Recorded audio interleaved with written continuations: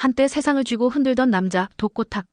신라주조의 실세였고 누구도 거스를 수 없는 권력이었지만 이제는 차가운 철창 너머 구치소에 갇힌 한 사람일 뿐이다.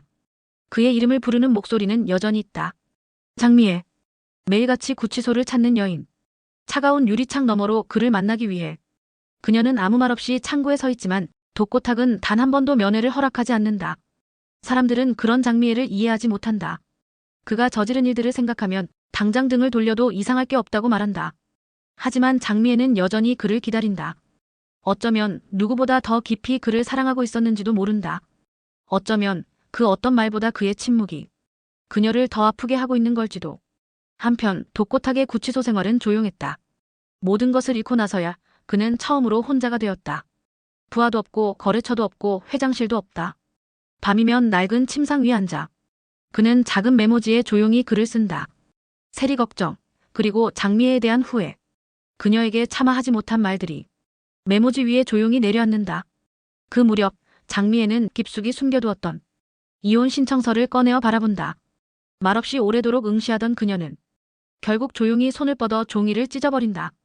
쨍마이너스하고 울리는 종이 찢어지는 소리. 그건 미련이 아니라 사랑이었다. 아직도 그 사람을 기다리고 있다는 자신조차 모르게 속삭인 고백이었다. 이튿날 장미애는 술도가의 문을 두드린다. 수많은 자존심과 감정을 꺾고 광숙과 시동생들 앞에 서서 고개를 숙인다. 그 사람 정말 많이 잘못했어요. 그런데도 아직 기회를 줄 수 있을까요? 그 말에 광숙은 한참을 아무 말도 하지 않다가 말없이 고개를 끄덕인다. 천천히 그러나 분명한 손놀림으로 형제들은 한 장, 두 장 탄원서를 써내려간다. 며칠 뒤 뜻밖의 인물이 구치소에 나타난다. 오범수. 그 누구보다 독고탁과 각을 세워왔던 사람. 그날만큼은 무거운 발걸음을 하고 면회실 유리창 너머로 그를 마주한다. 처음엔 거절하려던 독고탁도 오범수라는 이름을 듣는 순간 잠시 고개를 들었다. 그리고 아주 조용히 들여보내 라고 말했다. 면회실엔 묵직한 침묵만이 흘렀다. 한동안 아무 말도 없던 범수가 먼저 입을 연다. 세리, 잘 지냅니다. 미애 여사님도 매일 오십니다. 그 말에 독고탁은 처음으로 작은 떨림을 보인다. 고개를 푹 숙이며 아무 말도 하지 못했다. 그날 이후 독고탁은 조금씩 변하기 시작했다. 매일 정리되지 않던 침상은 이제 언제나 단정했고 틈만 나면 책을 읽었다. 그의 무릎 위엔 늘 펼쳐진 성경책이 있었고 거친 손끝엔 작고 고든 연필이 들려 있었다. 사람을 다시 사람답게 만드는 건 어쩌면 가장 작고 고요한 후회인지도 모른다. 한편 장미애는 어느 날 조용히 구치소를 올려다본다. 눈빛에 담긴 것은 원망도 분노도 아닌 그저 잊지 못한 사람을 기다리는 눈빛. 그녀는 혼잣말처럼 말한다. 그 사람 아직 돌아올 수 있어. 적어도 난 그걸 믿고 있어. 그 무렵 술도가 마당 한가운데 광숙이 탄원서를 정리하다 봉투 하나를 발견한다. 편지 한 장이 조심스럽게 펼쳐진다. 미안하오 여보. 그리고 고맙소. 짧은 문장이었다. 하지만 그 안엔 너무 많은 시간이 담겨 있었다. 장미애는 그 편지를 가슴에 안고 살며시 웃는다. 사람은 변할 수 있을까? 모든 것을 잃은 뒤에야 비로소 사랑을 깨달았을 때. 독고탁은 지금 다시 사랑받고 싶은 남자가 되고 있었다. 그리고 장미애는 그를 한 번 더 사랑해보기로 했다. 한이는 생각보다 훨씬 조용했다. 범수의 딸이라 그런지 어른스러운 구석이 있었고 무엇보다 눈이 맑고 귀여웠다. 애가 이렇게 얌전할 수가 있나? 한동석은 한이를 바라보며 세상 다 가진 듯한 표정으로 말한다. 작은 손으로 인형을 안고 있는 한이가 갑자기 고개를 들더니 동석을 향해 방긋 웃는다. 그 순간이었다. 한동석의 마음속에서 무언가 묵직한 감정이 툭 하고 떨어진 건 그날 밤 술도가에 앉채 마루에 앉은 동석은 조심스럽게 말을 꺼낸다. 광숙씨, 우리도 아이 하나 낳을까? 광숙은 입에 머금고 있던 귤 조각을 그대로 삼키지도 못하고 목에 걸린 채 헛기침을 한다. 에? 아니 지금 무슨 뭔 말씀을? 나 진심이요. 아니 왜 놀라워? 그렇게 말도 안 되는 얘기요? 광숙은 눈이 휘둥그레진 채 귤 껍질을 양손에 쥐고 말문이 막힌다. 아니 회장님, 나이 생각 안 해보셨어요? 우린 지금이 몇 살인데. 그래서 안 된다는 법이라도 있어. 법은 없죠. 근데 상식이요. 상식. 내가 상식만 따졌으면 광숙 씨한테 이렇게 푹 빠졌겠소? 순간 광숙의 귀가 붉어진다. 이 사람 이렇게 당황하게 만들 줄은 몰랐다. 광숙은 고개를 저으며 소파 등받이에 기대더니 작게 혼잣말처럼 중얼거린다. 아니, 누구는 지금 임신 체력 남아도는 줄 아나. 그렇게 시작된 두 사람의 아기 논쟁은 다음 날 아침까지 이어진다. 식사를 하던 강수가 슬쩍 물어본다. 형수님, 왜 눈 밑에 다크서클이? 그 말에 동석이 어깨를 으쓱한다. 우리 중요한 문제로 밤새 얘기했소. 강수는 잠깐 고개를 갸웃하다가 혹시 형수님 아기 갖는 거예요? 순간 숟가락을 떨어뜨린 광숙. 헐. 그 순간 뒤에서 들려오는 공주실의 목소리. 뭐? 아기? 마광숙, 너 애기 가졌어? 설마 지금 시험관 준비 중이야? 결국 사태를 진정시키기 위해 광숙은 동석을 노려본다. 됐어요. 그럼 회장님 말대로 검사 한번 받아보죠. 진심이요? 진심이에요. 회장님이 나한테 임신이 가능한 나이인지 아닌지 직접 확인해보자는 거잖아요. 그 말은 산부인과로 가자는 거요? 예. 나요. 한번 받아보자고요. 의사 앞에서 직접 듣고도 같은 말 하실 수 있는지. 그렇게 두 사람은 조용히 진료 예약을 잡는다.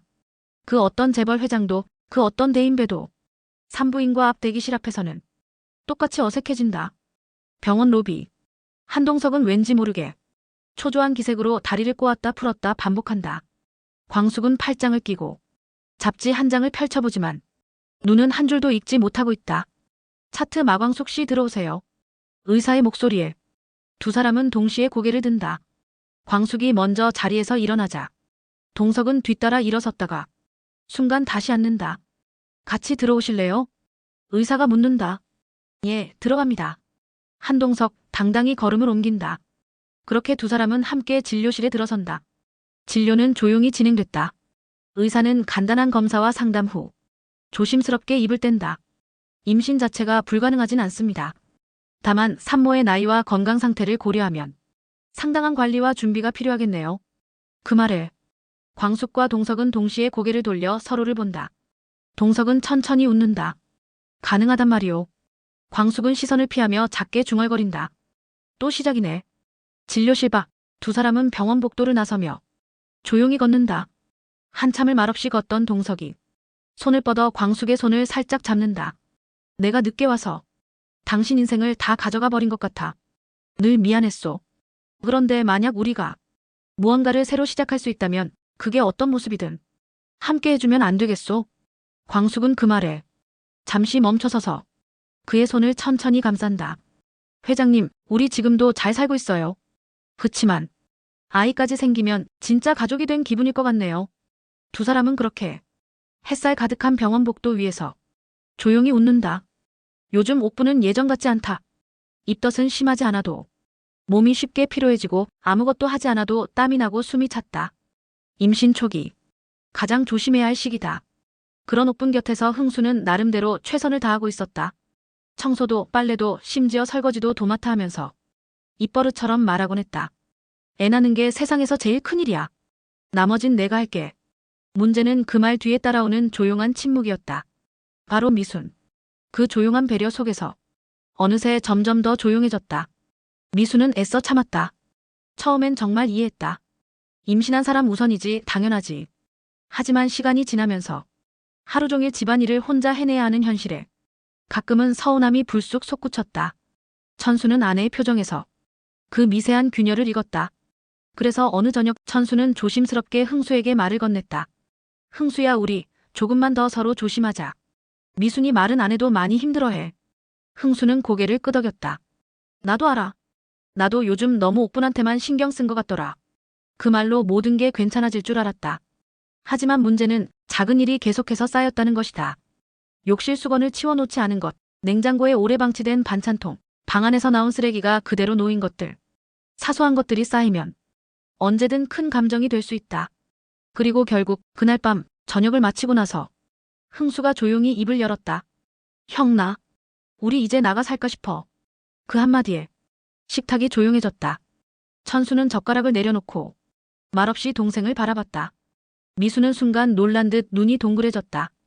도련님 정말 그럴 생각이야? 형수님도 형님도. 말은 안 하지만 우리 때문에 불편한 거 다 알아. 옥분이 지금 아파도 그게 면죄부는 아니잖아. 그 말에 옥분이 자리에서 벌떡 일어난다. 오빠 그런 말 하지 마. 하지만 흥수는 고개를 돌렸다. 내가 불편하게 만든 건 사실이잖아. 그냥 우린 좀 따로 사는 게 맞는 것 같아. 천수는 한참을 말없이 있다가 한숨을 길게 내쉰다. 흥수야. 난 너랑 옥분이 불편한 게 아니야. 우린 가족이니까. 근데 내가 그렇게 느끼면 내가 뭔가 잘못한 거겠지. 그 말에 미순도 고개를 떨군다. 나 때문이지. 내가 말을 조금만 더 부드럽게 했으면 이런 얘기까지 안 나왔을 텐데. 옥분은 울먹이며 말한다. 형님, 제가 미안해요. 몸이 힘들단 이유로 너무 의지한 것 같아요. 이 집에서 같이 살면서 저 혼자 편한 것만 찾았어요. 잠시 침묵. 그리고 천수가 입을 연다. 그럼 우리 이대로 갑시다. 누구도 나가지 말고 대신 서로 진짜 솔직해지자. 힘들면 말하고 불편하면 부탁하고. 흥수는 천천히 고개를 끄덕인다. 그럴게요, 형. 나도 나가고 싶어서 그런 말 한 건 아니었어요. 그냥 옥분이랑 나 형님들한테 짐될까봐 겁이 났어요. 그 말에 미순이 살며시 웃으며 말한다. 가족이 짐이었으면 애초에 같이 살자고 안 했지. 다음 날 아침, 옥분은 아침밥을 준비하려다. 미순이 이미 밥상을 다 차려놓은 걸 본다. 그 위에는 옥분이 좋아하는 무생채와 순두부국이 놓여 있었다. 그 옆에서 천수가 조용히 말한다. 너무 무리하지 마. 천천히 해도 돼. 그리고 거실에서 흥수는 라디오를 켜고 설거지를 시작한다. 귀에 이어폰 하나 꽂고 어쩌면 가족이란 건 이렇게 한 번씩 부딪히고 말이 안 되는 감정으로 싸우고 그러다 결국은 함께 아침밥을 먹으며 다시 웃는 거 아닐까. 사람은 모든 걸 잃고 나서야 비로소 사랑을 깨닫기도 합니다. 그리고 어떤 사랑은 기다리는 사람 덕분에 다시 시작될 수 있죠. 장미애는 떠나지 않았고 독고탁은 그제야 진심을 꺼냈습니다. 독수리 오형제를 부탁해. 사랑, 후회, 그리고 한 걸음 더 가까워진 두 사람의 이야기. 다음 화도 함께 해주세요.